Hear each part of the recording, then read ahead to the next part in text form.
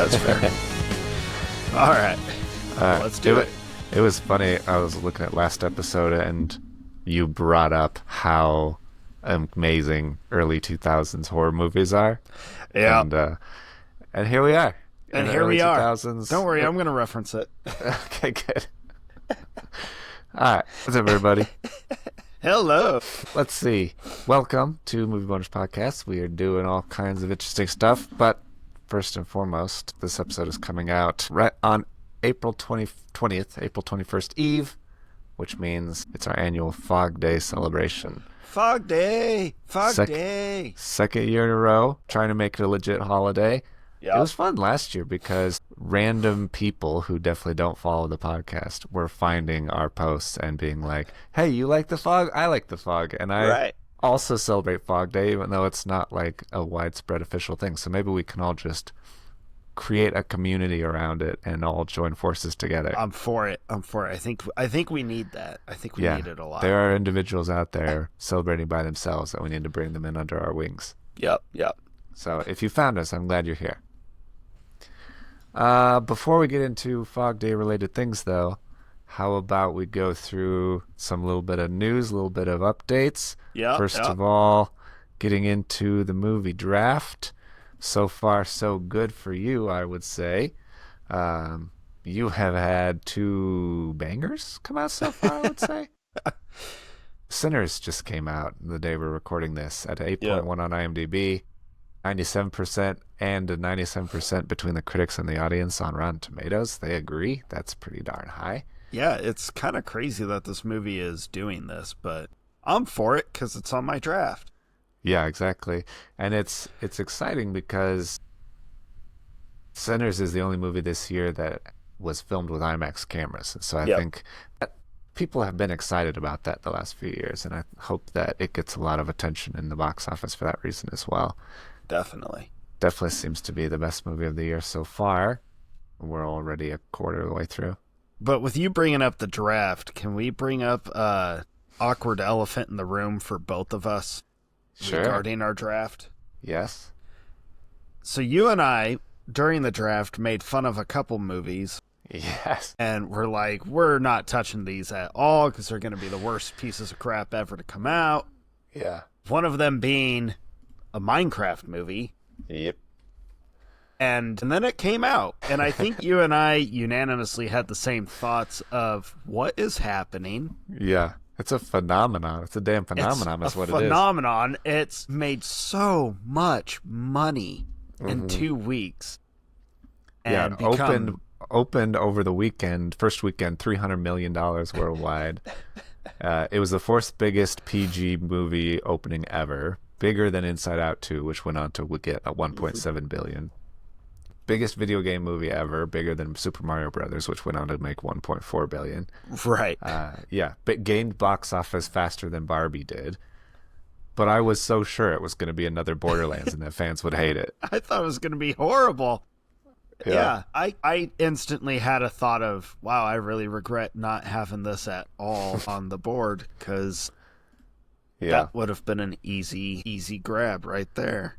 Yeah, and I forget what the critics have it at. It's like maybe 40 something on Rotten Tomatoes, but the audience has it at 40 points, 40% higher. Yep. So it's an easy plus 40 in the Rotten Tomatoes category. It's sitting at over 570 million right now. Yeah, if I had drafted that and taken a chance on it, I would be blowing you out of the water with your It wouldn't even be fair. I'd probably quit. I'd probably be like, not again. This draft is dumb. I'm never doing it again. Yeah. Whose idea was this? Yeah, that's bonkers. I'm very surprised by that for sure.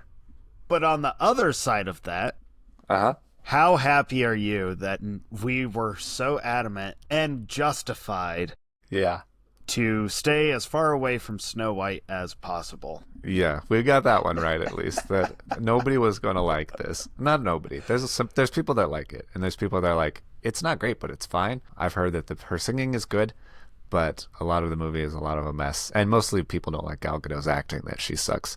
But yeah, it's a dumpster fire, and there's no coming back from that $1.4 1.4, 1.3, No. whatever it is on IMDb. It's been officially labeled as one of the worst movies ever made. Not just Disney remake, not just Disney, just across the board. Live action Snow White is horrible. It got a worse rating than the live action Dragon Ball Z movie that came out a long time ago. That everybody hated, yeah. That everybody hated. Yeah. Yeah, I hope that Disney learns something from this. I'm sure that they will not, but I also, the pragmatist in me would like to, maybe it's not pragmatist, optimist in me would like to hope that they could learn something from this, because there's been talk that they're pulling a bunch of the live action remakes that they were wanting to do off the plan. They're not doing Rapunzel or Tangled anymore. And I also saw separately they're talking about going back to hand-drawn animation, which would be cool. So they're considering at least making good decisions. Whether they will or not, I have very little hope. That's fair. Yeah, I think the ripple effect of it is incredible. Yeah. Yeah. It's pretty phenomenal. I've been seeing a lot of hilarious memes and deep fakes and all kinds of stuff with the stuff from that movie. It's pretty great. Stupid Snow White. Okay, what other new things have you seen before we get into it? Man, not a lot of new. I guess the most recent was my daughter and I went and saw season 5 of The Chosen, which they did a 3-weekend release for the whole season. And that was incredible. So if you like the show, it's incredible. If you haven't watched the show, highly recommend. And I'll just leave it at that. What season is that? Season 5.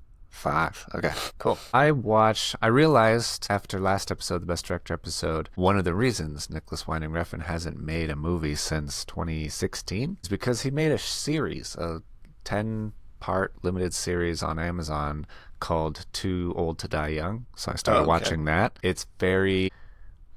If you like Nicholas Winding Refn, you will probably like it, but it's very slow and drawn out.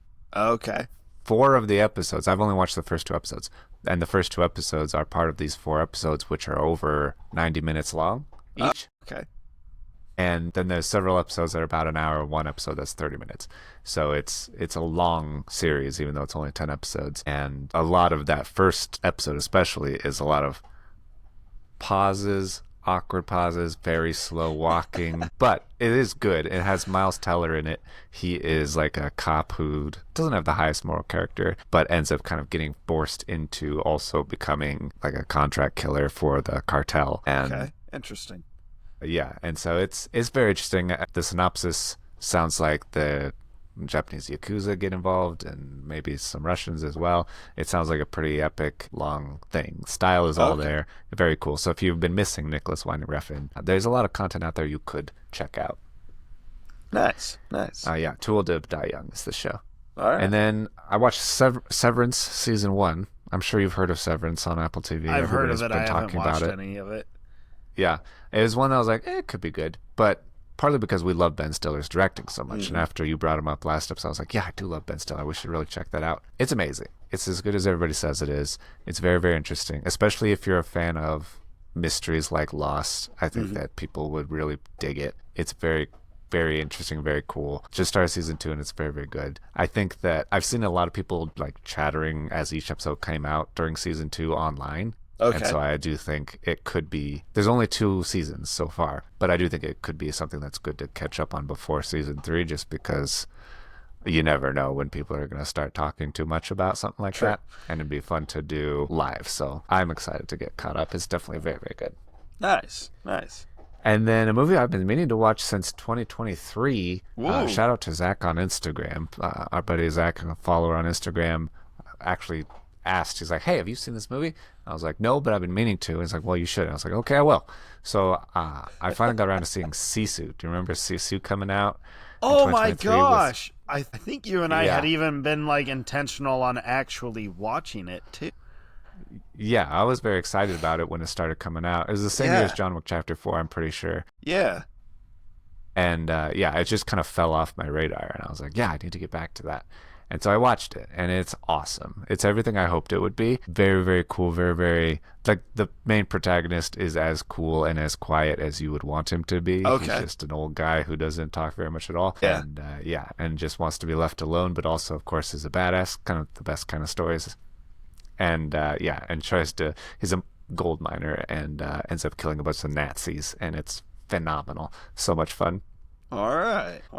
I separately had heard that someone did not like Sisu, that they were very disappointed in it, and that it wasn't what they hoped it would be. And so I was nervous, but then that person said they watched another movie from 2023 that was the exact same thing. It's called Blood and Gold, and it's basically the same premise of a gold miner killing Nazis, and they said that one fulfilled their needs. So if you didn't like Sisu, maybe check out Blood and Gold. I haven't watched it yet. I was going to compare the two, but I didn't get around to it in time. All right. And then, did you watch Little Miss I did. Sociopath? Okay. I did. So we got, after we put out our clip about Liquor Bank, the independent short film that we talked about, another filmmaker saw that and was pretty excited that we were supporting independent films and said, hey, I have this short film, or not a short film, I have a film that's independently made and I'm kind of a one-woman show running everything. I would really like to get some eyes on it and opinions and promotion and all that stuff. I was like, yeah, send us a screener, we'll watch it. So she sent us a free screener. And yes, we watched Little Miss Sociopath. At first I was like, when I watched the trailer, I was like, do we want to watch this, first of all? Because I didn't want to waste your time if I thought it was not going to be good. And I did get a little concerned because I thought it would be kind of like Lizzie Head, which we watched. And the more I've thought about that movie, the more I didn't care for it. Yeah. But then I was watching the trailer. I was like, there's funny moments, funny premise. I think that I see a seed of an idea that could be good, and I'm interested enough. So I was like, we'll take it, and we'll watch it, and then I sent it to you. Yep. So what did you think of Little Miss Sociopath? I think it had some funny moments in it. Overall, I wasn't the biggest fan of it.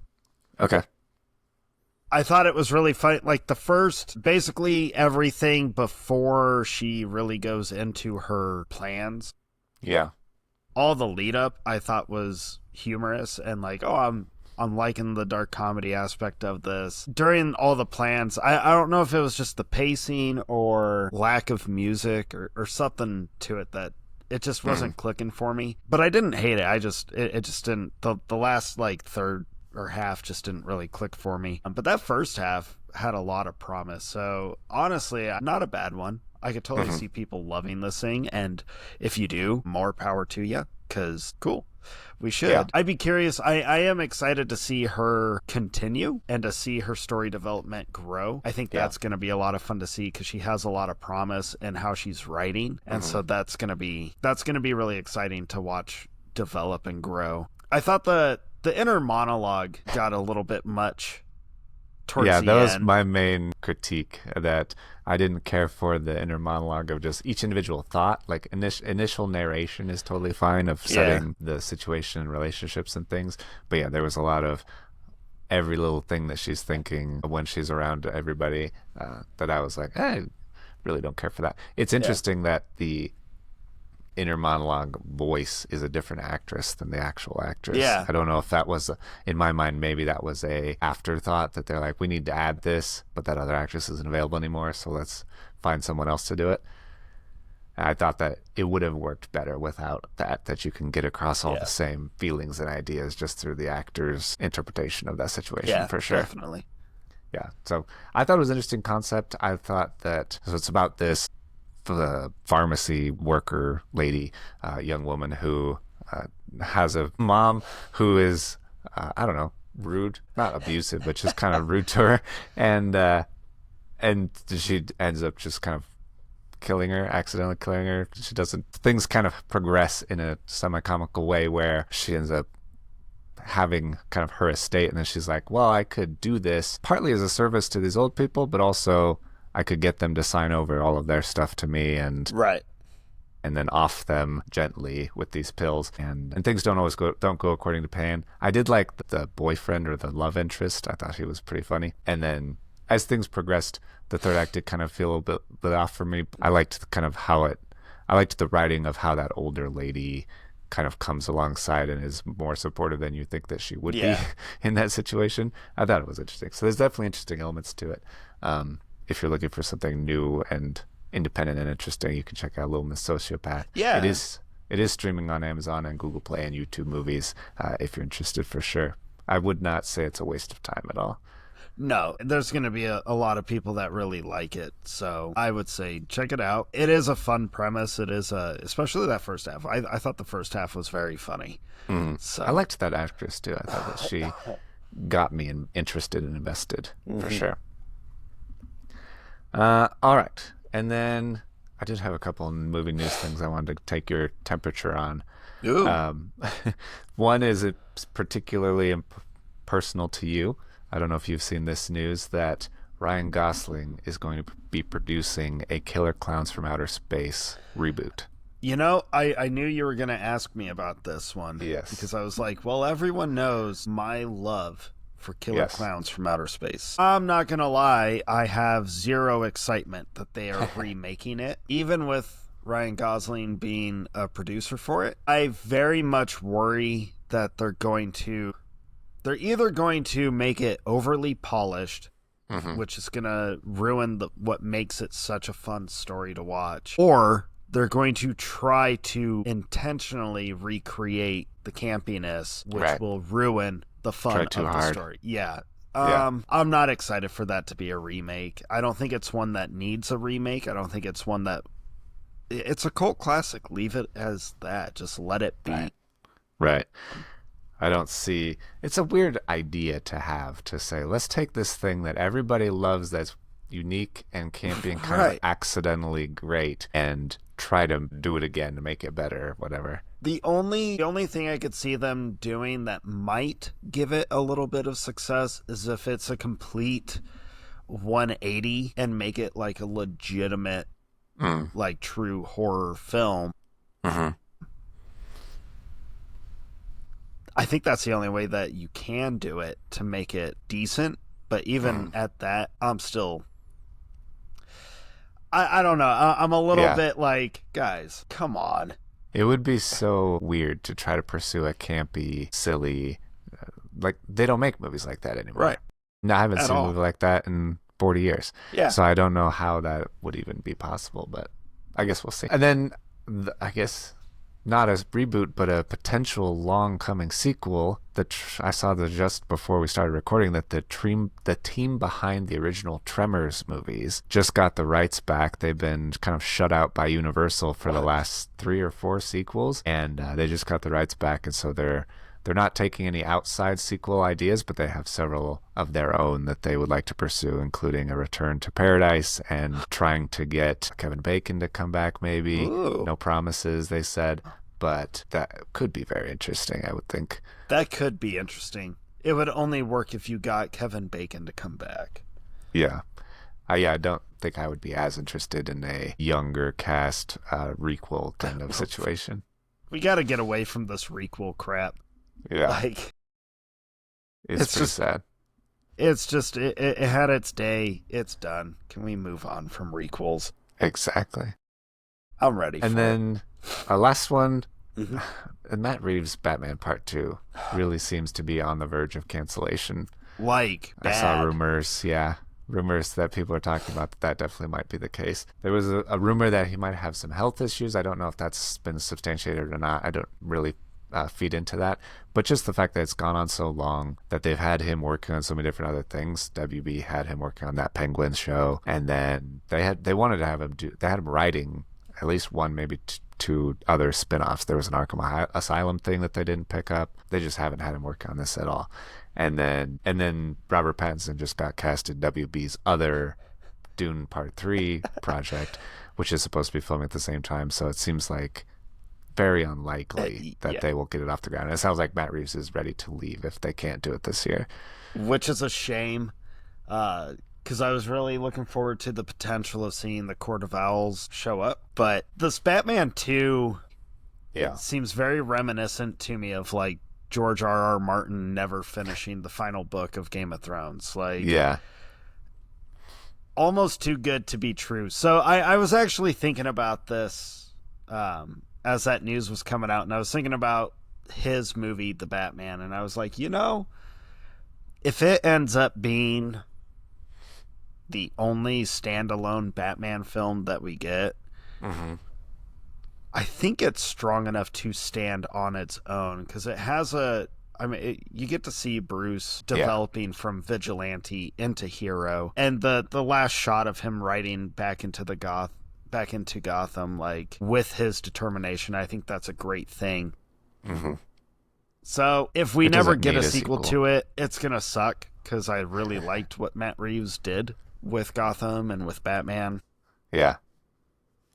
But I'm not super shocked because I feel like James Gunn is going to really start narrowing down the Elseworld projects to really bring focus back to his universe that he's trying to create. So that's what I wondered as well. Maybe not even James Gunn, but Warner Brothers may have not loved the Elseworlds idea and want more of a Marvel thing. They've always wanted what Marvel had in the movie space. And so James Gunn may have been like, concession, like we have kind of these other things going, we don't have to cut them off, and WB is like, I would rather do that, and so they're like, let's just cast Robert Pattinson in Dune instead, and that's our movie. We don't need to really work hard to bend over backwards to make Batman 2 happen, right? And they'll just have another Batman movie coming off the heels of it. Yeah, the delay sucks. It was crazy that it was supposed to release this October, and now if we get it, it won't be for another 2 years at least. I think we might have to do a 3-part deep dive into Nolan's Dark Knight trilogy this year to kind of cope with the loss. Make up for it? Yes, the loss of what could have been. I'm down, obviously. Yeah. All right. You want to get into Fog Day? Yeah, let's do this. Let's party like it's there he is. 1880 or 1871, depending on what you subscribe to. Because they changed the date in the movie. They changed a lot. They changed a lot. So we'll get into it. We're talking about the Fog 2005 remake. If you don't want us to talk about the Fog 2005 remake and you'd rather we talk about the original 1980 version, you're in luck because we did that last year. Because we did it last year. And we loved it, and it's so fun, and it was the inspiration for celebrating Fog Day every year and rewatching the original movie every year. But to keep things interesting and to promote this new holiday, we thought it would be good to check out the remake. And I have to admit, I did not know anything about it when I said we should do this. Right. And as soon as we stopped recording last episode, you're like, it's at a 3.7 on IMDb, right? And I was like, no, I did not even look at IMDb. So yeah, it's at a 3.7 on IMDb. That's not great. I remember when it came out, and I remember I didn't see it because I had heard nothing but terrible things about it. And I remember working at it came out in 2005. Yeah. I was still working I had left that job at that point. I remember ending up working at a Hollywood Video. That was a place, kids, where you could go and rent movies to take home. Yeah, it's much like a library. Blockbuster. Yeah. And I remember that movie, every now and again, people would only ever get it as a joke, or you would hear people laughing and poking fun at it as they were looking for a movie to rent. So I never watched it because I was like, I can't bring myself to watch this. If it's that bad, I can't bring myself to do it. Yeah. And I know last episode I also commented on how awesome and silly and fun the 2000s, like 1998 to 2004, 2005-ish.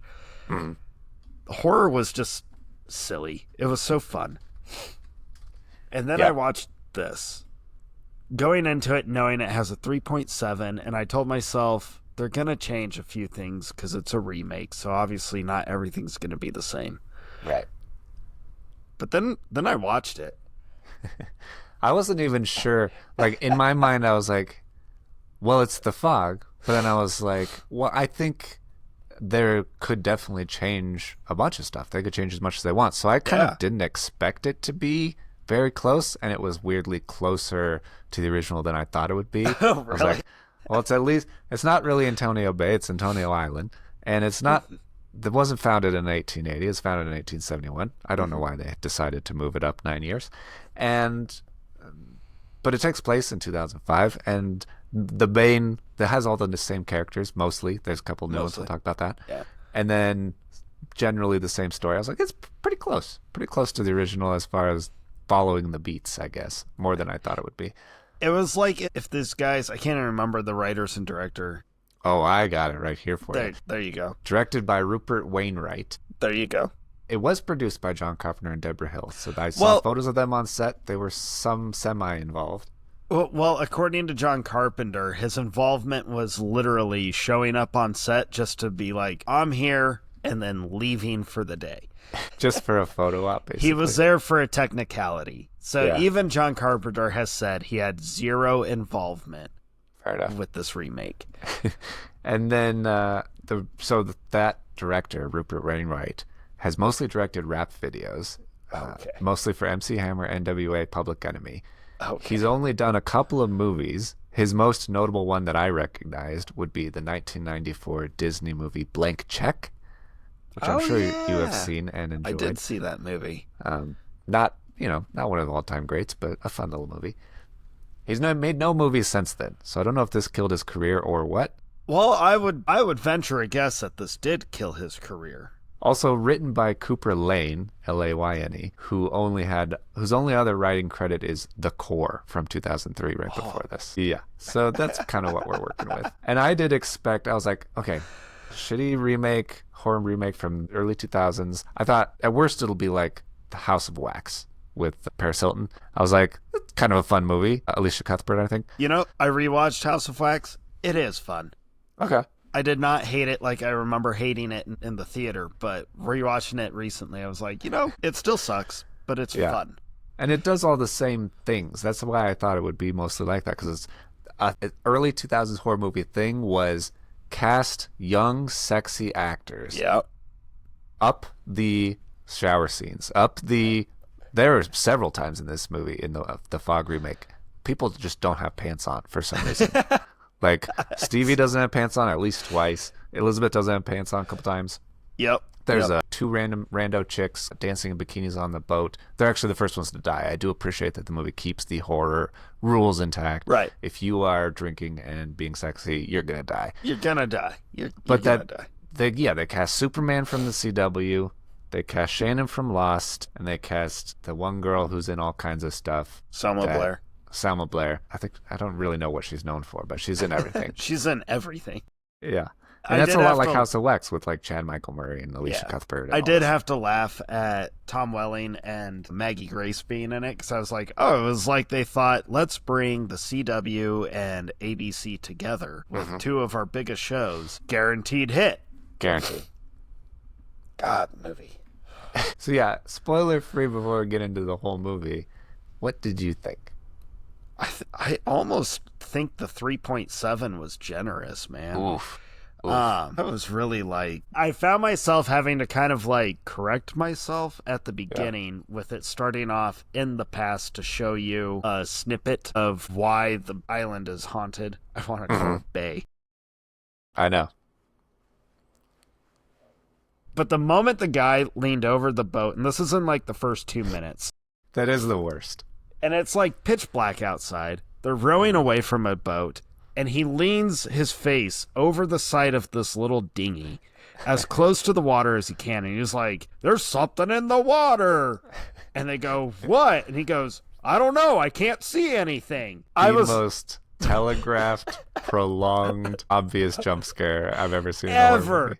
I was like, all right, so here comes the hand to pull him down. But I was like, I cringed more at the dialogue and him staring into the pitch black ocean, saying he saw something, and then in 2 lines later being like, I don't know, I can't see anything. Like, can we just... Yeah. Did you or didn't you? Yeah, it felt like, so you didn't even try with this. That's what... That was what I felt like, and immediately I was like, what happened to the amazing, like, one of the best parts of the original Fog is the opening with the old guy sharing the tale. Yeah. Like, giving you the folklore. And it's so good. It brings you into the story so much that you're ready for it, and you're kind of like on edge about what you're about to watch. This was like, okay, so some dudes in a dinghy just got swallowed up by fog and a murderous thing in the water. Unidentified, yeah. Unidentified. And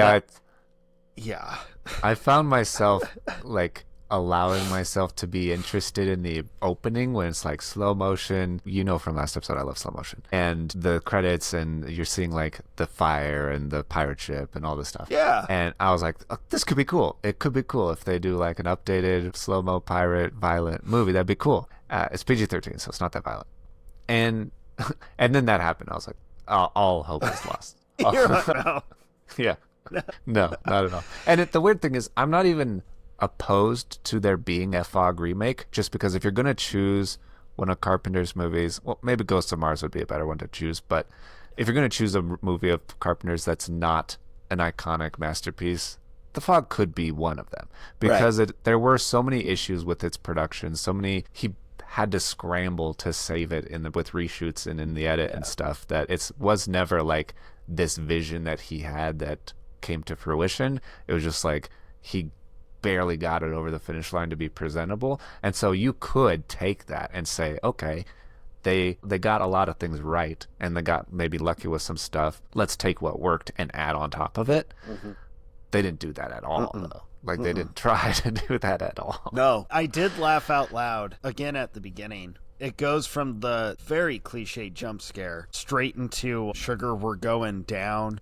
Yeah. Right. I was like, this movie is set in 2005 with Fall Out Boy. If you didn't know when this movie was taking place, they just time-stamped it for you. Like, okay, this is such a 2000s moment to play the hit song of the year. Mm-hmm. During a movie they are hoping to be a hit. Yeah. Yeah, trying to get that younger crowd, trying to get the sexy stars and the pop music. That's what kids like.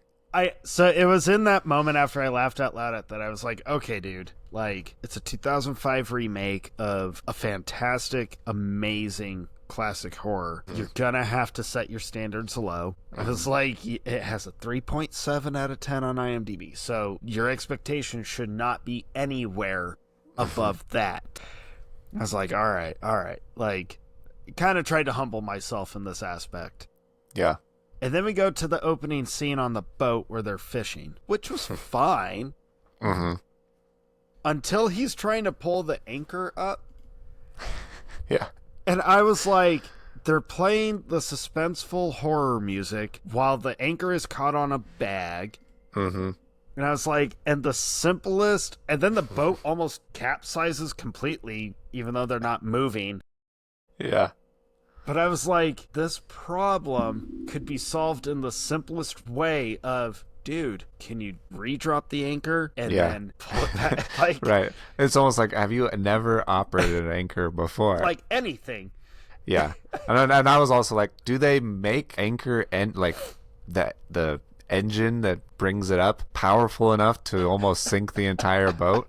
That doesn't make any sense. That's a bad idea. Especially when it's caught on a bag. Yeah. I don't know if it's too early to get into this. So I have a couple of issues, generally speaking. I bet you have a lot of issues. My biggest problem with the movie is not the terrible poster. For some reason, I hate the typeface on it and just the look of it. Or more than the nonsensical writing, more than the beauty over substance actors, more than it's just unfunny comedic relief, I guess, that they added into it for some reason. Yeah. My biggest problem is the title character, the Fog itself, and how it is completely CGI'd, almost completely CGI'd. Yes. What stands out is there's like a couple of scenes where it's very obviously real smoke outside the window of like the kid's house. I was like, that looks so good compared to what you've been doing. Yeah, so I don't like that. I don't like the boat thing. Well, the two things in the movie, two main scary like moments, set pieces in the movie that are supposed to be like, you know, a moment in a horror movie that you need to refer to and feel the tension continue throughout the movie, have nothing to do with the fog or the ghosts or anything. the bag that dropped, there's no reason that should be as suspenseful as it is at all. And then when she's walking across the beam and she just slips and falls in the water, and I was like, the ghost didn't push you, and I don't know why there's suddenly a net in this water and you're almost drowning yourself. I was like, there's no fog or killer pirates in this at all. And then she's like freaking out, trying to pull herself up, and pulls the rocks out of the wall or whatever. And they're like, God, the set design is so bad, where she like, oh my God. And it just easily, it's like watching the capsule from Katy Perry's astronaut crew open on the inside when it's not supposed to be, because it's pressurized. Really dating when this episode came out. Because that just happened. It just happened. But that might be the funniest thing in the news. Those rocks basically opened themselves, just like the capsule doors. Man, I'm so glad you brought it. I was so mad at the fog itself in this movie. It's such a weird thing. Like, it bothered me so much. It bothered me so much. Absolutely. I think, especially because the original, obviously they had to cut corners and they did a lot of trickery to make it work, but they also employed some of the oldest camera tricks that movie making has ever had just to make it work. And it did work. And now you're trying to use one of the newest of the trade, which is CGI, to make it, I don't know, grander, bigger, but it looks like shit, number one. It looked real bad. And the choices around what it should do and how it should work didn't make any sense to me either. See, my biggest issue, and I remember you and I had like a full conversation on this in the initiation year of Fog Day. Yeah. The fog was an actual character in the original. When the fog was rolling in, it was frightening. The way it moved, the way it was intentional on everything it was doing, and the fact that it was practical, even with camera tricks and all that, but the fact that we had to fill up the street with smoke. When the fog was around in the original, you were like, oh, shoot, like the villain is here. In this remake, every time it was foggy, I was like, who cares? Because the focus became, look at the shadow running around inside of it. And it was like, you totally missed the point of what makes it so frightening in the original. Right. There were several points where, so like when the seagrass happens, I feel like, I haven't rewatched the original yet. I'm planning to do it on Monday. But I feel like I remember the fog coming into the ship and messing with the engines and stuff. And that's when it like kind of becomes stuck out there. And in this one, everything starts breaking. Their phone breaks, their boombox breaks, their engine stops, and the fog's not there yet. And then it rolls in, and then they do this CGI fog going through the ship thing, but nothing happens when it does that. It's already done everything it's going to do at that point, so it's very counterproductive, I guess. It's just there. And then they do the stupid cliche thing that this was a 2000s horror movie thing, where you see a bunch of people die, and then it cuts away when you hear the last guy on the boat, or last guy in the room, scream. But it cuts away, and immediately you're like, cool, so he's unscathed. He will be back. Yeah. Yeah, that was very obvious to me. And I did laugh out loud, I think, when Elizabeth plays the little camcorder video, and it's just set up so perfectly in the corner. Like, did the fog set up the camera for you to get this shot? I don't understand. Everybody, all four actors are framed perfectly centered on it before it, hits them with the knife or whatever. Right. Breaks the glass and scares the girls to death. Yeah, the way the camera falls is just like, it's nice and perfect. And then I love how, I'm jumping way ahead, but I love how the camera gets lost. When she falls in the water. Yeah. Well, we'll never need to... Yeah, I like how Nick Castle's like, you lost it. What do you mean? That could have, not framed. What's the opposite of framed? It could have redeemed or freed. It was all the evidence of his innocence. Yeah, exactly. Spooner's innocence could have been shared with the cops, but now they're going to think that he killed these people. And, well, at least the black guy lived. That's good. They didn't follow that trope. They did spend a lot of time in this one, I feel like, which I don't know is a good or bad thing, but it was definitely different, where they spent a lot of time really establishing the relationships of the people to each other and then also to their ancestors.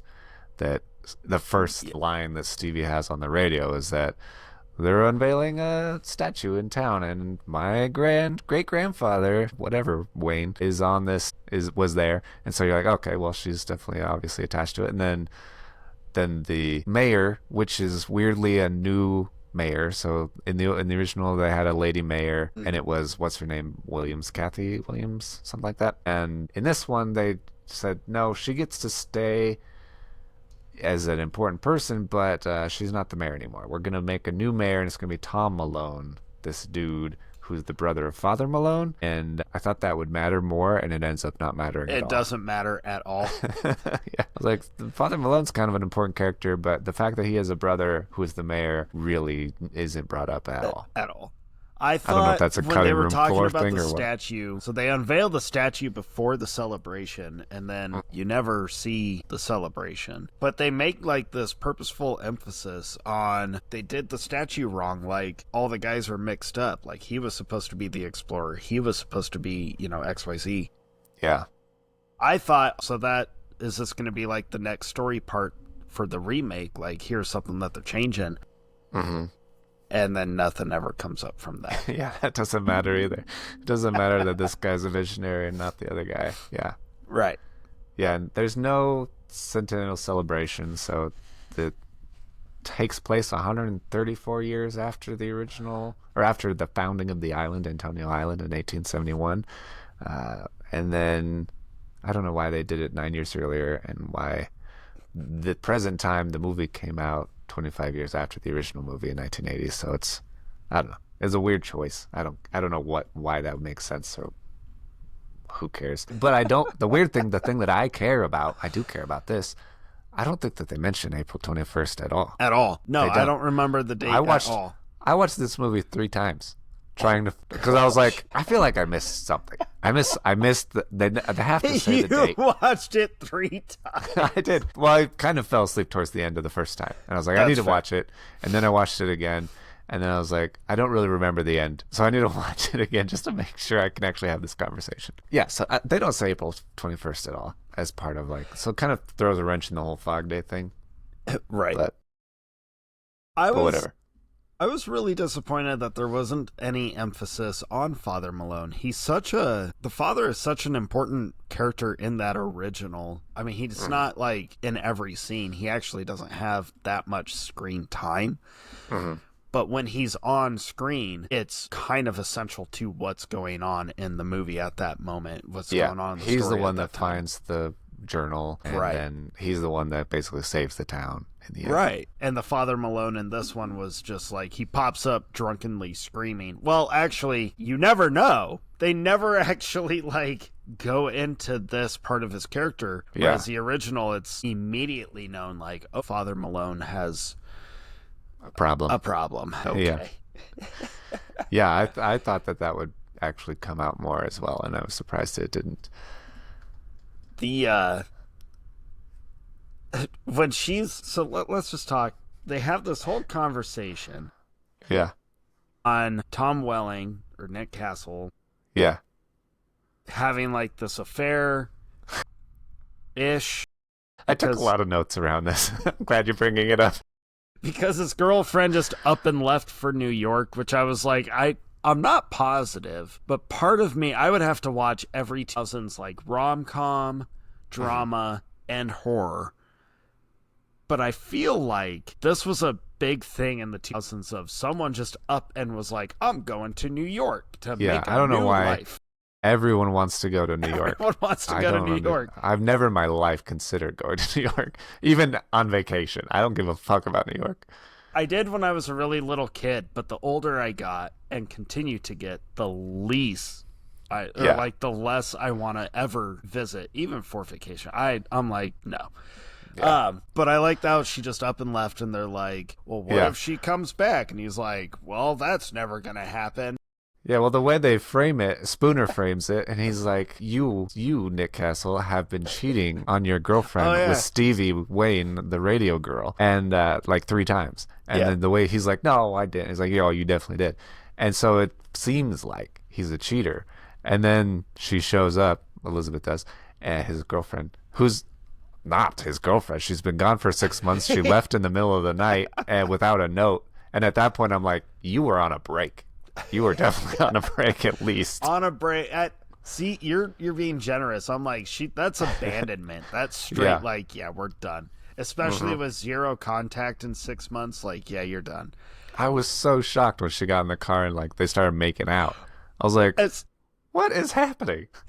She's walking and I was like, oh, all right, here's our Jamie Lee Curtis. Like, cool. Yeah. Here we go. And then, yeah, they get in. They're like, hey, what's up? Get in? Sure. Make out. Yeah. Wait. Like, no. Yeah. That's not how, no. Nobody acts that way in real life. Nobody acts that way. Yeah, it made no sense to me that she just disappeared, went 3,000 miles away, and he's not allowed to move on with his life, I guess. Well, then I also had to laugh that she's just, instead of choosing to, like, take a cab or call because they kind of try to establish that everyone, island. Yeah, not Antonio Bay. Not Antonio Bay. Island. So dumb. What a dumb change. Yeah. They try to establish that everyone, like, knows everybody.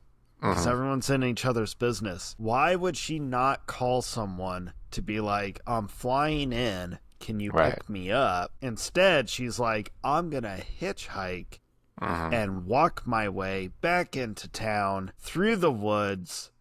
Yeah, where did she land if she didn't land at the marina to get to this island? Right. I assume the island doesn't have an airport. Right. So she I'm had trying to to have assume like larger city, boat. probably like 40 miles away or something.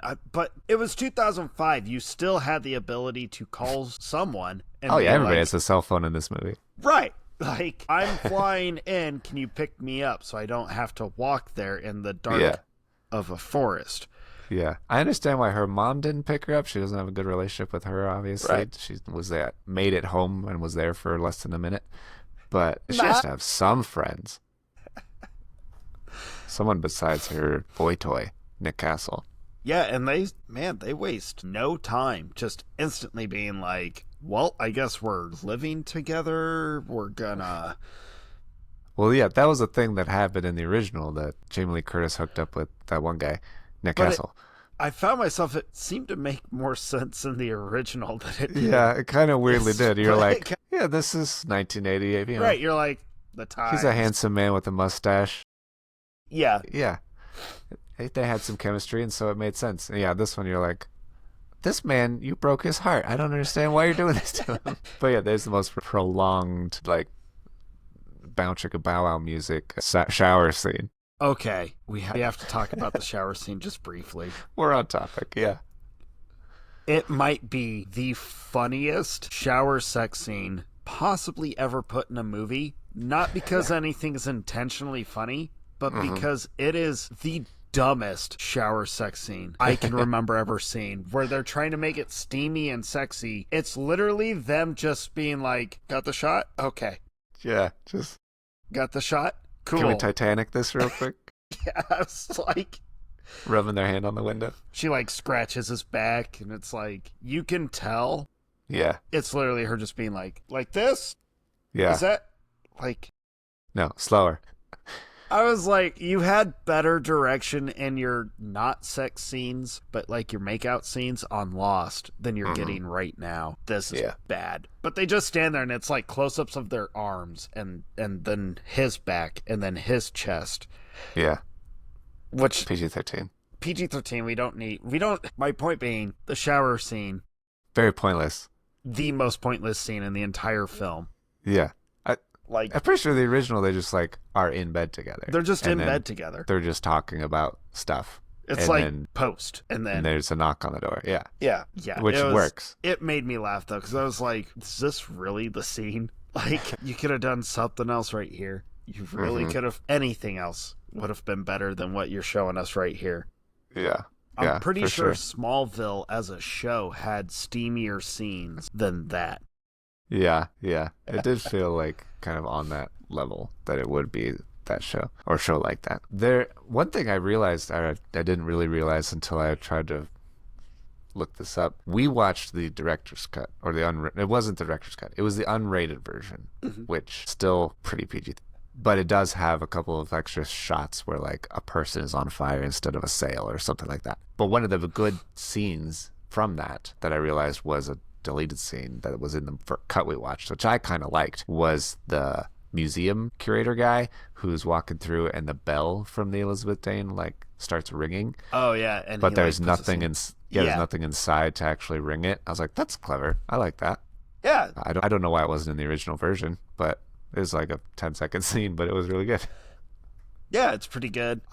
But see, there's so much, like, something's happening, we're trying to be clever, like, good gimmick with the bell, but it was just more of the same, like, oh. It felt kind of like the opening of the original, where it's just kind of going around town and different things are happening.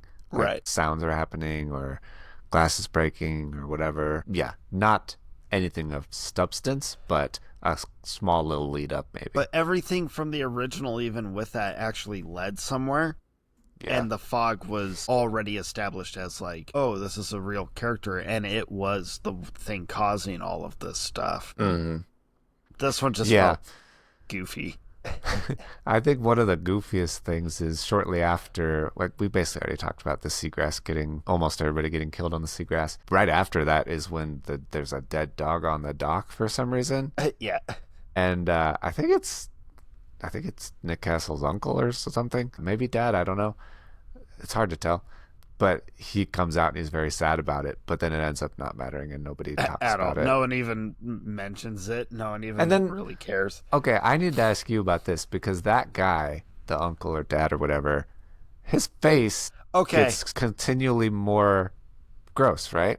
I wasn't sure if I was seeing. I was like, correct. Why is no character asking about it? The moment you said, I watched it 3 times, I thought, ooh, I can ask Jake if he noticed something I didn't about this dude's face, because I think it gets worse. But why? I think the first time you see him, he has a Band-Aid on it, and maybe that's why it looks worse later. Maybe, and then it like grows, but he does. But I was like, is it leprosy?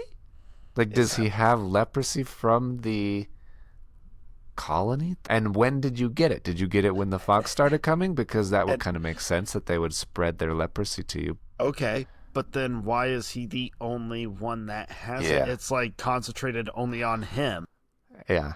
I was mostly curious why no one is asking about it. Like, nobody's talking about it. They're like, they could at least say, oh, you still have the thing on your face. Like, just establish it so that we're not wondering. How's it doing these days, you know? Yeah. So you're like, okay, so we all recognize what's happening. He does mention it later on in the movie where he like apologizes to one of the women. And he's like, sorry, it's just my face. And you're like... But that still doesn't explain anything. I'm still trying to figure out what's going on. Were you born that way? Your face, dude. Yeah. Because those gashes look kind of fresh. They do. Yeah, I was like, are they cuts? Is it leprosy? What is happening? I know. I was like, did he survive an attack from the pirates? Is that what's happening right here? Yeah. We'll never know. As we're talking, maybe they should have just retitled this, like, Nothing Matters That We Show You on Screen. Uh-huh. Rated PG. Coming this fall. Yeah. That's true. I'm not gonna lie, I forgot about the dog on the dock. It's literally a scene where he's like, moving on. Yeah. It just felt like more, we need something scary. Like, we need something off-putting so that this can be a horror movie. That people can remember they're watching a horror film. But then, I mean, technically you are. It's murderous ghost pirates, but...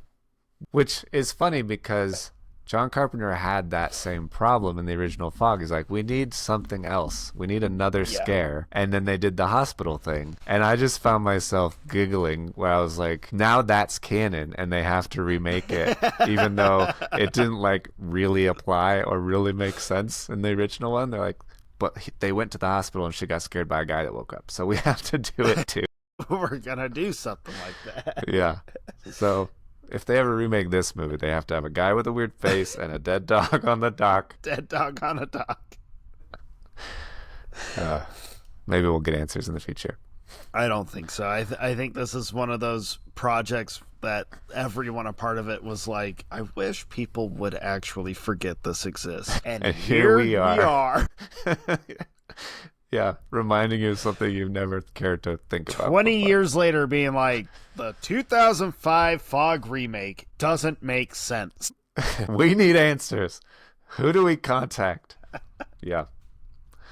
It is very like Ozenzy, not just the so 2000s young hot actors and the Fall Out Boy, but everybody has cell phones. They use the internet to find answers. That was kind of funny. A much faster internet than I remember in 2005. Yeah, I don't remember hearing the dial-up because there was still a little bit of dial-up going on in 2005. Oh yeah, guys. Plenty of dial-up. I think maybe she had one of those T1 lines. I don't know. And then Stevie gets a high-quality webcam that's way better than anything I ever saw. That webcam was killer, and she spent I laughed at this because we've had to set up webcams. And she literally plugs it in, mounts it, and it's perfect shot, perfect picture. There's no you just set up this. And the guy is there. And he's there. I don't think she called him, and I don't know how he knew to call her, but he just shows up. It's like she plugged it in and it made the call by itself. Yeah. That's AI early stages being just as evil as it is now. So it's just like a direct line webcam. And then all the computer screens get very glitchy and say the word Dane in letters. Yes. And I was like, okay, Dane. There's Dane again. Okay. That's a real-time reenactment of you watching the movie. Yeah, I was like, because I do remember that being the case, kind of. So I remember that the kid finds that board. Well, he finds the coin that transforms into a board in the wave, and it says Dane on it. Yeah. And then, okay, the real part of the movie that I disliked the most was that they don't do my favorite scene from the original, which is the lighthouse scene when that board changes, when it starts bleeding seawater, and then the letters change from Dane to 6 Must Die.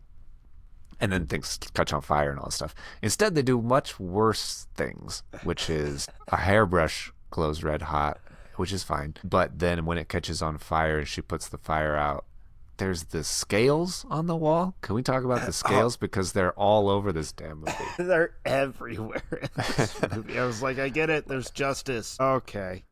Yeah, I like at the beginning when they showed the flag and it shows the symbols on the flag, I was like, that's pretty cool. And this is back when I was like, oh, it's slow-mo, there's fire, there's pirates, it's cool.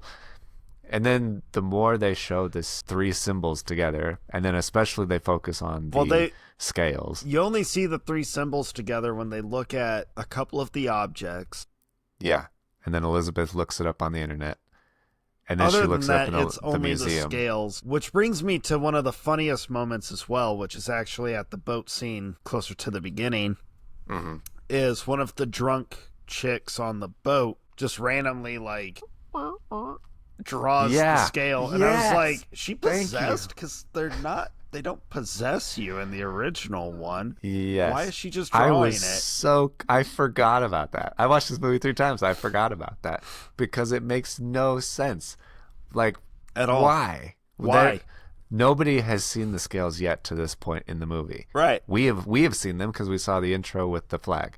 But nobody else has seen it. The ghosts haven't shown up. There's been no graffiti. There's nothing. Objects. They haven't torn the bag. Well, they tore the bag, but nobody's gotten anything yet. Not yet.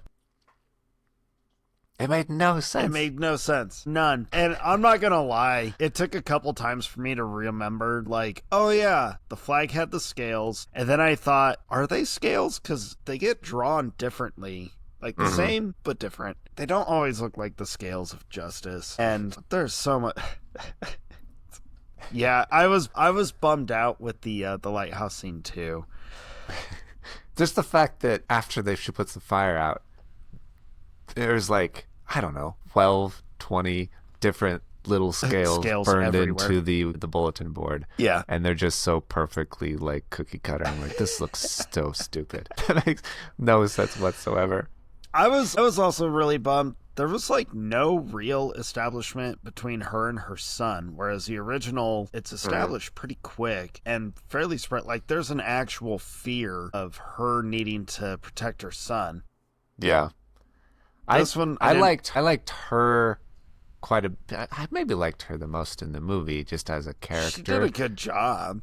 Yeah, she did a good job. I thought that her little interaction she did have with the kid when he woke her up and showed her the brush and stuff, I thought that she was, sweet with him and nice. It seemed more motherly than someone her age would be, I think, for a kid that old. I was like, were you 16 and pregnant? What age did you have this kid?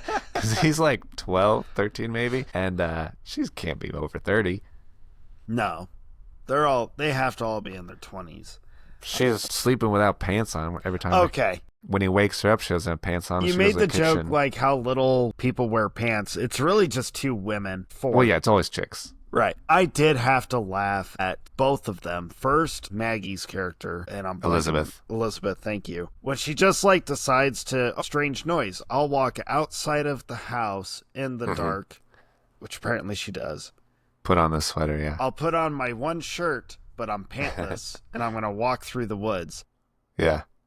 My first thought was like, I don't think the writers have ever had a woman stay over or spent the night. Like, because I don't think they've ever talked to a woman. I don't think no woman is gonna hear loud banging on the door and be like, I will leave my buff boyfriend in bed sleeping, and I will go outside with no pants on to check it out and see what it was. Yes. It made me laugh because I was like, no woman is going to walk out because it's going to be cold. It's going to be dangerous. It's literally going to be like, hey, get your butt out of bed. I heard something. Go check on this. And that's not against women. That's just how it is. Yeah.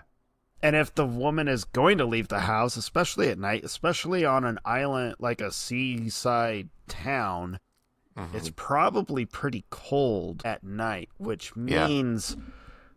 where are the sweatpants? Where's the boyfriend's hoodie? Where's the bundling? Nope, pantless. And then if you're gonna run from some murderer, you might want shoes too. You might need some shoes. And then when Stevie wakes up and she like sits up, it was very distracting to me. Where I was like, her kid is like interacting with her, and she's like, I have no pants, and I'm basically wearing a thong. It's like This is like 2025 style mothering right here. This is weird. Yeah, I was like, this is definitely weird. My first thought when Elizabeth goes outside with no pants on, because I was thinking that this is definitely when she was making Lost, is you're in my light, Sticks. That Sawyer says to her, calling her leg Sticks. Yep. Yeah. The pantless stuff just cracked me up because I was like, I don't think these writers, or maybe it was the studio, that told them like, these women are not allowed to wear pants when they're at a house. Why not? Because we need sexy women. Right. People are forgetting that shower scene was 15, 20 minutes ago now. Right. I don't even know where it goes from. I don't know how to segue from pantless women. We talked about that. I guess we can talk more about Stevie, because I did find Dan the Weatherman kind of funny. Big Dan the Weatherman. He calls himself Big Dan. I think he bold. For his short time, I thought he did a decent job. I think he was, to me, him and Selma Blair probably had the closest performances or closest ideas to their original characters than everybody else in the movie. Yeah. So I will give the remake a little bit of credit in that aspect, that was the one thing of it that I was like, okay, now this feels reminiscent, because the rest feels like crap, but this feels reminiscent. Yeah, and I guess it's just jumping ahead on a little bit of a spoiler, but even though the fog itself was fake in game, I liked the fire. The fire was definitely real, and his corpse being thrown through the room and then melting and burning. I was like, okay, that was cool. And perfect camera shot for the webcam. That's true. She saw the whole thing and sort of freaked out, but not really. But not really. There's a lot of people not fully reacting to what's happening. I don't know. I felt a couple of times I was like, that's not how that works. There's so much of like, moving on. Yeah. And cut. Yeah. Did we get the shot? We got the shot. All right.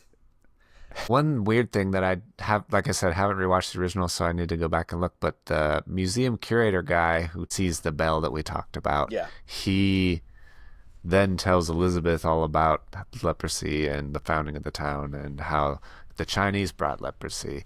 I don't remember they blaming China back then for the leper colony upstream. I thought that they were just kind of always lepers.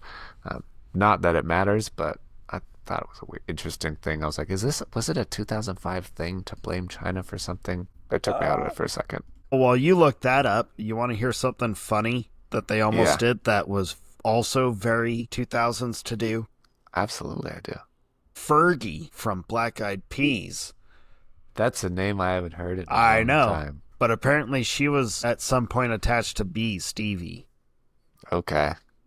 Which made me laugh when I found that out, because it was like, yeah, that was a thing in the 2000s where pop stars and rap artists were like, I'm going to be a movie star. Yeah. Let's get Coolio. Let's get LL Cool J. We got Ludacris. Oh, yeah, Ludacris was a big one. He's maybe the most successful, honestly. He might be. He cemented himself in the Fast and Furious franchise. Right. Okay, completely lost where I was going with any of that stuff. Jumping back. So when Elizabeth goes to Father Malone in the cemetery, there is one little thing that's kind of like so I mentioned my favorite scene was the lighthouse scene from the original, and how the voice comes over the radio and it talks about it's basically reciting the poem, The Rime of the Ancient Mariner, and how kind of cool that is to tie into the water stuff. The closest they get to tying in with the scales of this movie is at the cemetery when there's some graffiti on the wall. There's no reason why there's graffiti on the wall. Elizabeth shows up, she's like, what's that? And Father Malone, who might be drunk, might not, we don't know. He's just like, oh, it's just writing. It's just words. It's the writing on the wall. I was like, is it really the writing on the wall? So I'm like independently Googling. I'm like, is those words? Because I'm like, what was the writing in the wall from the Bible from Daniel? I think it was. Yeah. And it's the same words and many tekel parson or whatever. That's not, correct dialect. But the word tekel is interpreted by Daniel, who interprets the sign or whatever, as being that you have been weighed in the scales and found wanting, basically. And so that's the closest that they get, but nobody tries to connect the dots. Father Malone literally tells her not to worry about whatever it is. And because in my mind, I was like, well, they didn't talk about who did the graffiti, why they're defacing the cemetery and whatnot. And then she goes around and she walks and she sees actual scales as a symbol again. And I'm like, did the ghosts spray paint the cemetery? Why are the scales showing up here? It's almost as nonsensical as the hot chick on the boat doing it on the window. Doing it on the window. Yeah, it doesn't make any sense. And then when I learned that, I was like, well, that kind of makes sense. As someone that wrote these Bible words that have to do with being weighed and found wanting, does kind of make sense why they would coincidentally put like a scale symbol in their message. Yeah. Having no knowledge of this other thing going on. I was like, that's weird. But it kind of ominously ties in, I guess. I like your stretch. I tried so hard. That was one of the biggest things that this remake was lacking, was they completely omitted all aspects of the actual lore of the place. Mm-hmm. Which was one of our favorite things about the original, was the lore. The town talks about how it was founded, or how they always thought it was founded, and the dangers that come with it, and how, after 100 years, the pirates are gonna come back, and, Mm-hmm. we're about to celebrate the centennial, and there was no lore in this. It was funny to see the biblical words get used. I'm not gonna lie, I almost completely forgot about them. Yeah.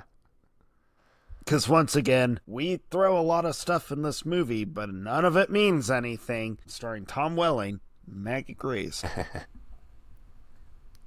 Yeah, that's such the more I'm saying it, the more I'm like, yeah, maybe that's what made me the most upset about this movie. Yeah. Was they omitted one of the greatest parts of that original, which was this lore. Mm-hmm. Absolutely. Like, you were so concerned on just making a remake for the sake of making a remake. Mm-hmm. You totally took out one of the coolest aspects of it. Right. Yeah, and it's even though the original is not perfect by any stretch, it is still original, and it's interesting that they tried to frame it as a ghost story from the very opening and then kind of tell the tale of how that mystery of those ghosts came to be and how they end up solving it. This movie doesn't really do any of that. It's more like, let's make a horror movie and we'll use all the tropes that we've all seen and throw some sexiness in there. Very PG sexiness in there. Yeah. And bad writing. So such bad writing. The worst line I ever saw was when they go out to the seagrass and they find Spooner in the freezer. I think it's Tom Welling. I don't remember. They get to deliver the incredible line, "It killed them. The fog killed them." Like, there, put that in the trailer. That's exactly what you need. That is bringing the audiences in droves. Yeah. Yeah. I forgot about that scene. So when she's doing the Googling and then the computer cuts out and says Dane, and then right before that, there's a scene that I hated the most, probably, which is that she's like scratching a pencil on paper. But it's like in the Indiana Jones and the Last Crusade where he takes doing the pencil scratchings. Scratching it on the shield of the knight in the tomb. But there's nothing underneath it. And she comes up with the symbol of the scales. And I don't know if it was supposed to be like, you should draw this, or how she got there. Like, it doesn't make any sense that she's just scratching this pencil across the paper and somehow the scales appear on the paper.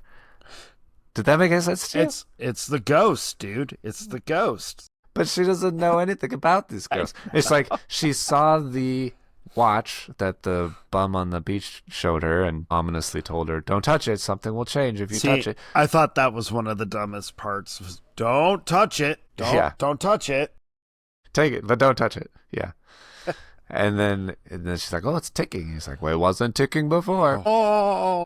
So she saw the symbols, which it doesn't make any sense to me because when you see an artifact, it will be the stamp of the maker on it, not the stamp of the ship it was on one time. I guess they make all of their own items and put their own symbols on all of their own items. DIY. All right, DIY.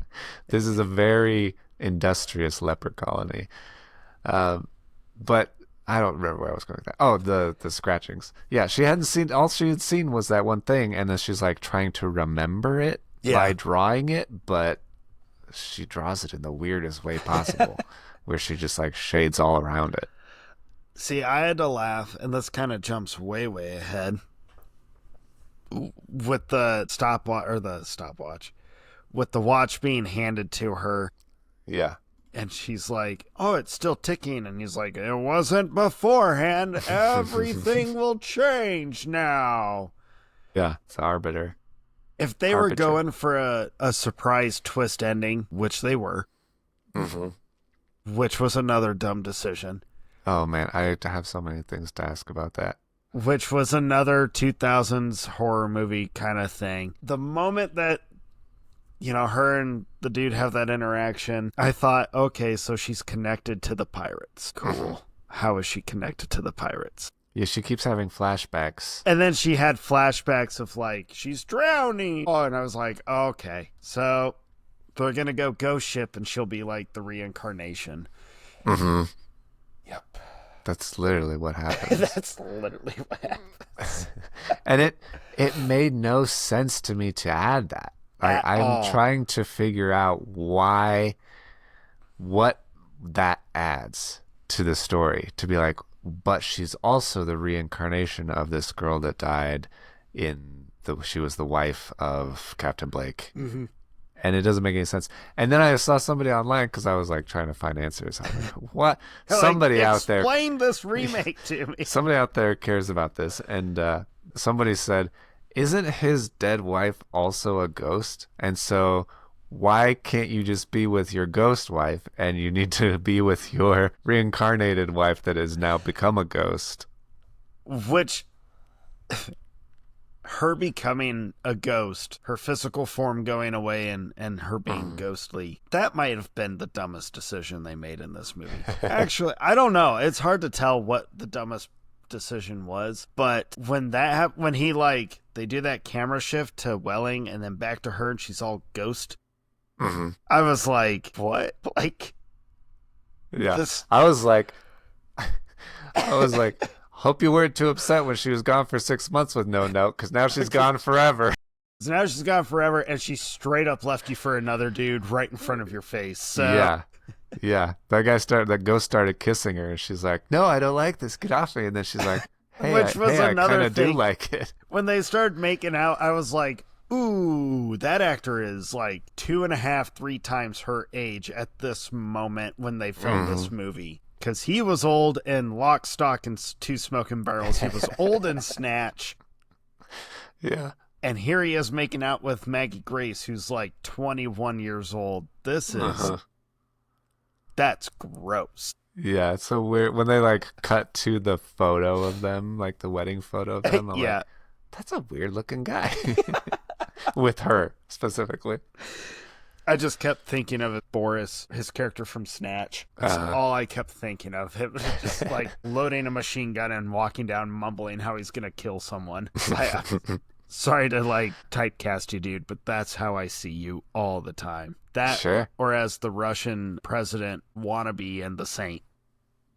Yes, exactly. I know exactly what you're talking about. Her as a ghost. That whole thing was weird. I did kind of like the... So it sucked that the fog wasn't really a character and that the fog fills the town and everybody's cool standing around in it and they don't really mind and they're just walking down the street and stuff. But it was kind of cool at the end, at least, how the semi-transparent ghosts are like walking through the fog. They're not as stupid. I guess they just look better than they did earlier when the fog is like weirdly green and then they like fly across really fast. It's like, oh, you should be scared of this thing. At least at the end when they're walking through the fog and the fog's kind of flowing off of their bodies, then you can kind of see through their silhouettes, I guess. It looked kind of cool as they're walking through. And then that one guy, is it the mayor or who's like rolling backwards to the cemetery? That scene, I guess, was kind of cool, but that leads to the ghost kiss. The ghost kiss. It's the weirdest thing. You know, I told myself fairly early on in the movie, I was like, they're gonna do the ultimate 2000s horror trope. They're gonna show the monsters, and I know you and I, one of our favorite best things from the original is you never actually see a lot of detail, especially from Captain Blake. Blake. You see his red eyes, you see like his sword, but it's always in the fog, it's always black. I mean, the image on your figure, that's kind of just a like, here's what he's supposed to look like that you'll never actually see in the film. Right. It is a bummer when you see them all in like great detail, because it made me miss the cool, like you just see the gnarly hand coming through or the sword that's all, you know, the one eye, deep sea, or the one eye. I miss that aspect of it. Trying to now it's just like, here's these people that you're kind of sad about, and them killing the ant nowhere near as like intense or crazy.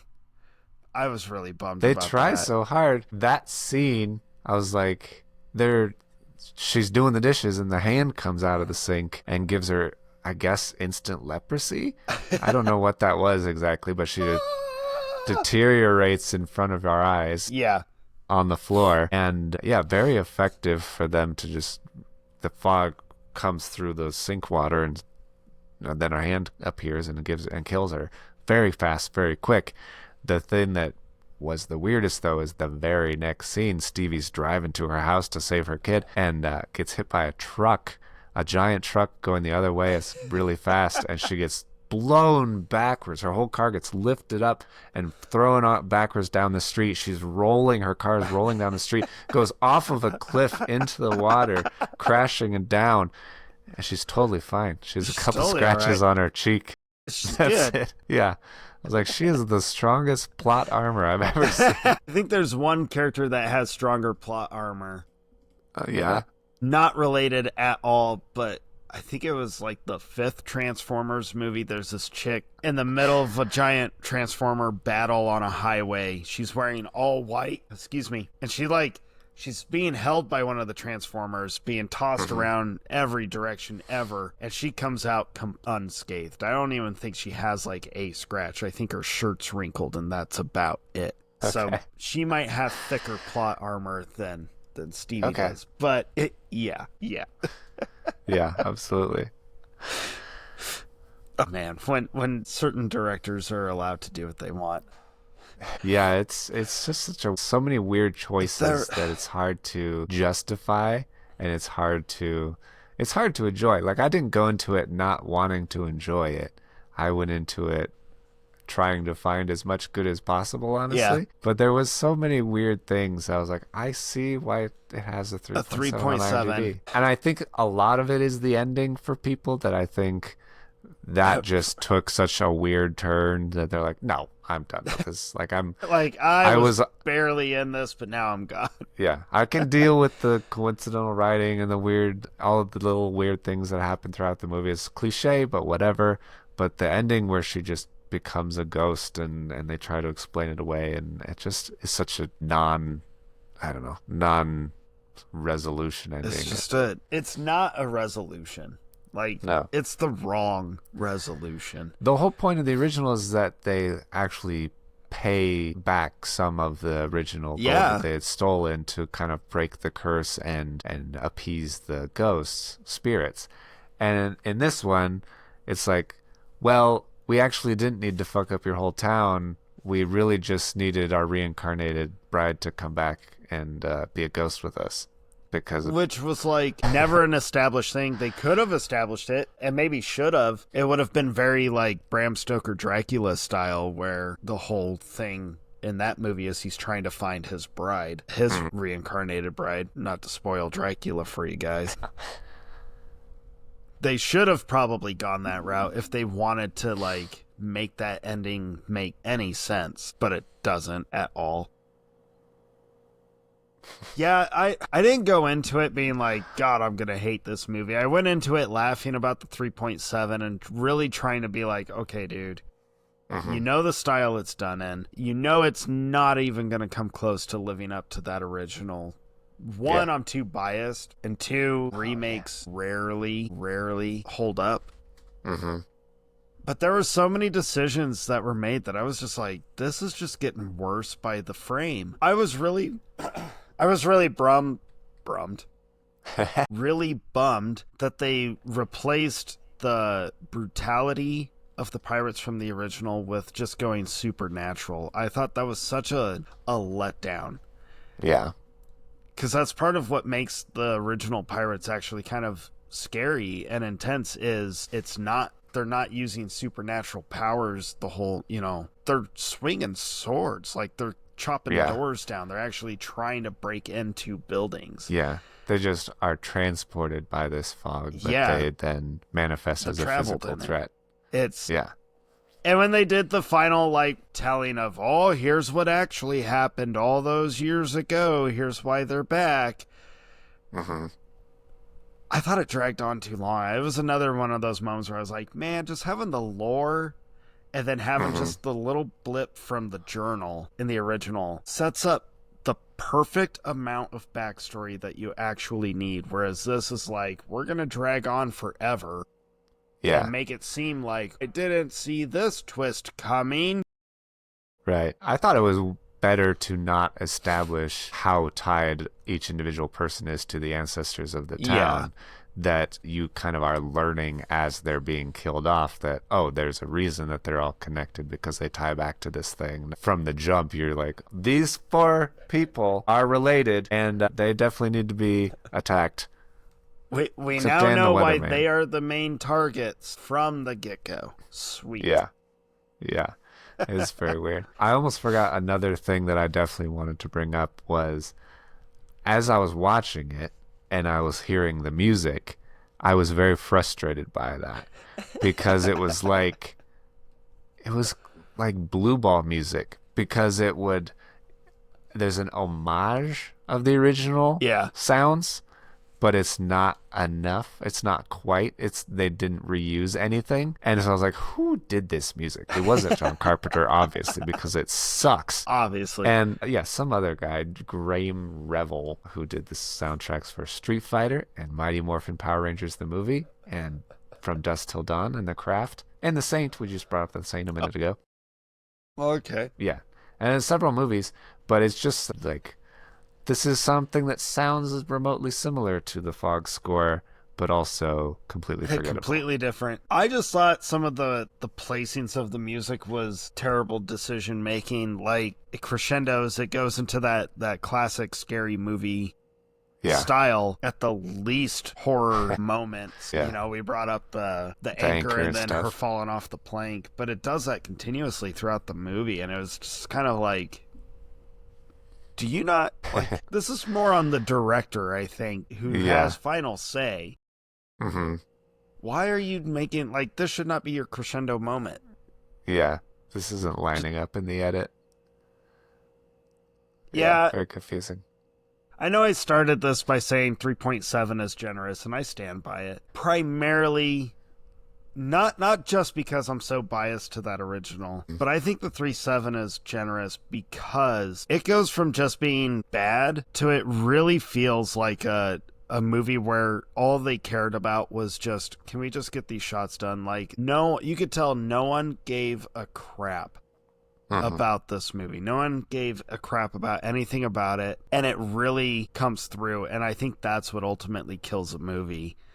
Yeah. I'm like, you know, Jamie Lee Curtis in the original, not a huge role. She wasn't a huge star yet, but she has some intense scenes where she's like really going, like, she's throwing down. Yeah. Everyone in that original, you can tell, are trying. They're really giving an effort. They're really, like, into the story. And you can tell that they're probably having a lot of fun with some of it. This one, I just felt like Tom Welling looks like he's just waiting to go and finish doing Smallville.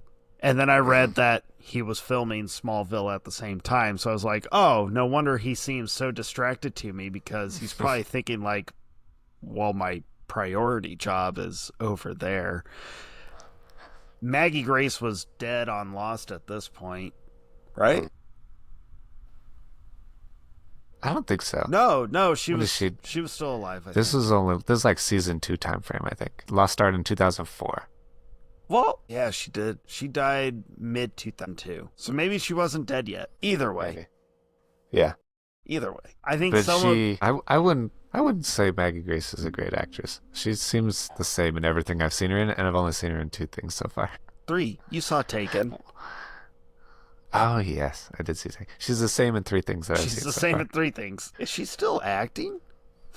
I don't know. That's a very good question. What is the old Maggie Grace up to these days? Probably raking in that Taken 2, Taken 3 money and Lost money. She was in Fear the Walking Dead, apparently. Oh. She was in Suits this year, which is a show that I've never seen. And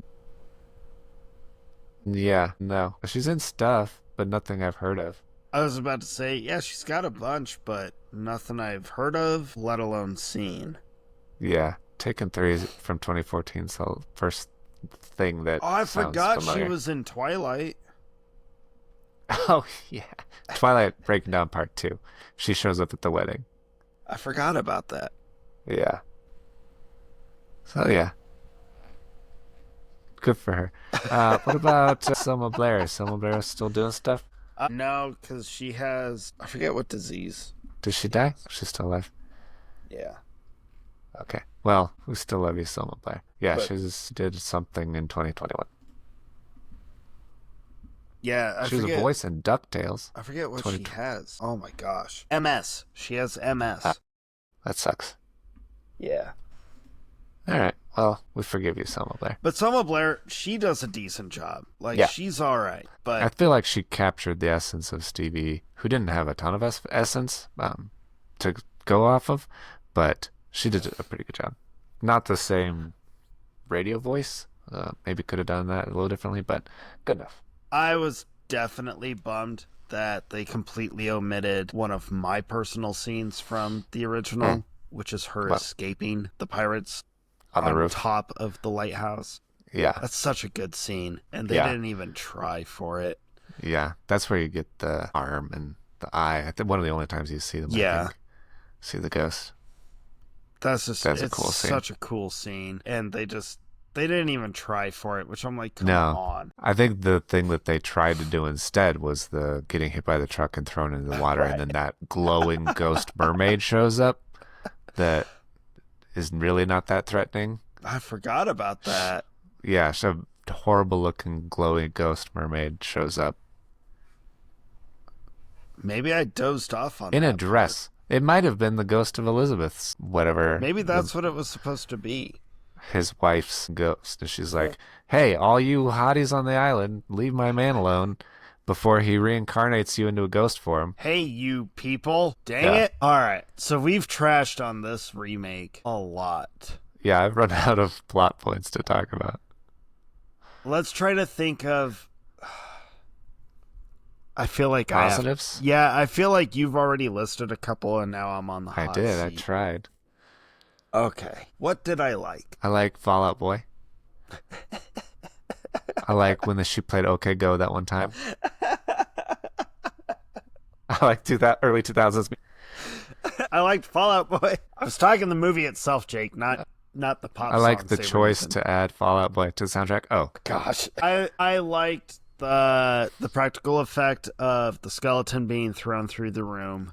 Yeah. I thought that was decent. That was pretty cool. I like the skeleton. The skeleton was the coolest part of this movie, I think. Really did not like this movie at all. I was like, man, this is just getting worse and worse. And when it ended, I had full intention. Like, I grabbed my copy of the original, put it in the player, and was like, I'm watching the original. I have to, like, palate cleanse this. But it was getting kind of late at night, and I was like, I can't afford to do that. I got to go to bed. So, like you, I'm watching it on Monday. I did like start it because I did want to see the opening talk, the ghost story part, and just from the jump, I was like, "This is already 10 times better." Right. Everything about this, I don't know if it just connects better or why exactly. I haven't dug down into the differences, but I feel like let's break it down in the best way that we know and appreciate about John Carpenter when it comes to how he used to make films. He keeps it simple. Yeah, KISS. That opening scene was a fill-in because his movie was too short. They had to have something for 5 minutes. Mm-hmm. And that's what he came up with on the fly. But you're right. The moment it starts, you are sucked into the story. There's something about this old dude, this old-timey nautical guy. Yeah. Sharing this tale. Yeah. That just like, you're in it. You're like, ooh, all right. And seeing like how in it the kids are as they're listening to it. You just feel like one of them. You're one of them. You're instantly in it. This remake was like, we've seen this kind of remake several times with other movies. So there's nothing new to it. There's nothing engaging in it. Yeah. So it's a tough one. Yeah, this movie really sucks. Yeah, I guess it's just that it comes down to the difference of making something with care and intentionality. Yeah. And trying to make it, I don't know, I don't want to say trying to make it original because they did try new things. It's just that the things that they tried didn't work. But they kept overcomplicating everything, whereas Carpenter kept everything very simple. It was very straightforward. Even his twists were very clear. Like, there was no... Yeah. Yeah, if you just look at the Stevie car crash scene and how prolonged that is and how much she flips and how much and going to the water and then there's that mermaid there and she's trying to get out and all that stuff, it's so long and complicated. If you like, no, she's stuck in the lighthouse, she can't get home, the fog is coming, she needs to escape, she goes on the roof of the lighthouse, right? But the ghost is up there because they're in the fog and the ghost heard where the fog is. Yeah, and that's so simple.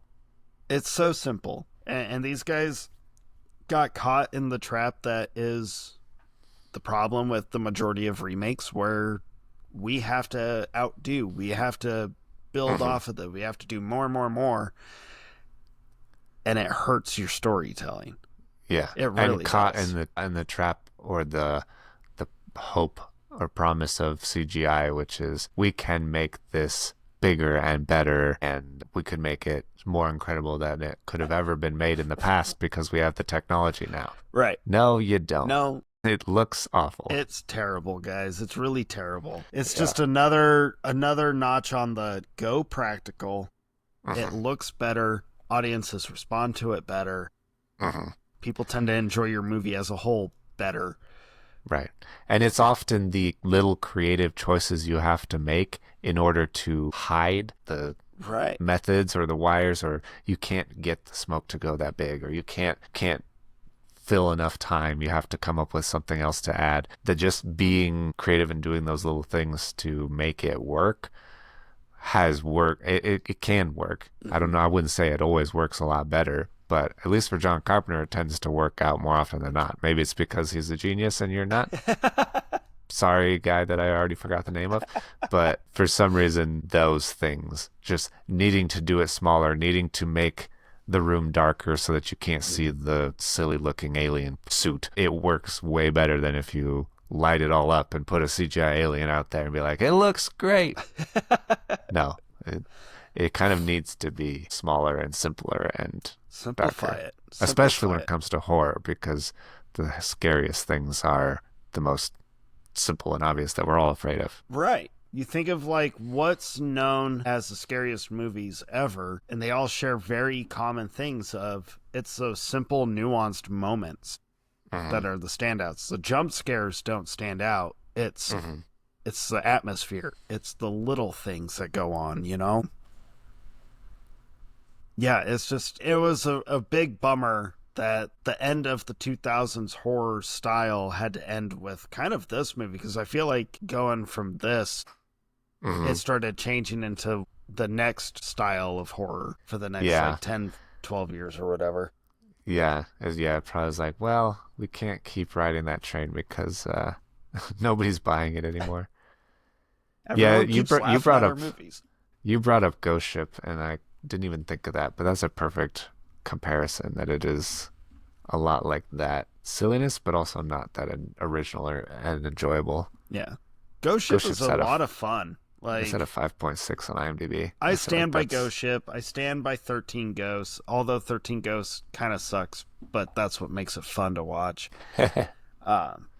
And I remember when 13 Ghosts came out, everyone had there was that rumor that like Rob Zombie has a cameo in it, and he does not. If he does, you got to show us, because I've never seen him in it. Yeah. But the 2000s had some really fun horror, and what made them all fun is they're all kind of really bad. But it was like it was almost like our version of the 80s horror. Right. That's what we got. And they were campy. They were campy.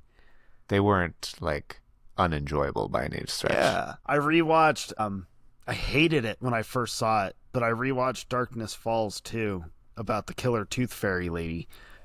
Okay. I've never seen it. Never saw it? No. I hated it so much in the theater. I remember watching it in the theater and being able to predict what was happening. Yeah. And then it was, it would happen. I rewatched it recently, and I was like, weird. You know what? Still terrible. Emily Browning is in that movie and Ghost Ship. I was like, this is the same photo that I just saw a second ago.